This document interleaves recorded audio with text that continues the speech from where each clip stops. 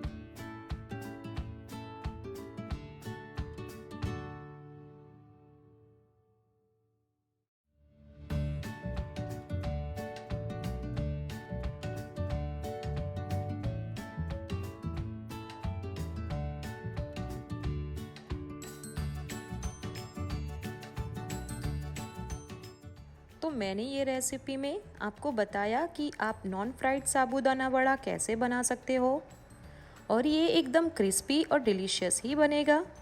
ये एक healthy version है साबूदाना वड़े का।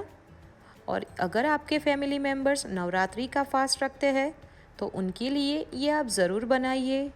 आज के ज़माने में सब लोग हेल्थ कॉन्शियस बहुत हो गए हैं, तो बिना तेल वाला खाना या कम तेल वाला खाना सबको अच्छा लगता है।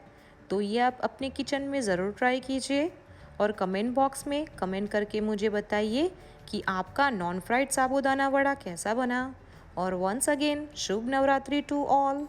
और अगर आपको मेरे वीडियोस अच्छे लगते हो तो प्लीज़ सब्सक्राइब कीजिए, लाइक कीजिए और मेरे वीडियोस को आपके फ्रेंड्स और रिलेटिव्स के साथ शेयर कीजिए। Thank you very much.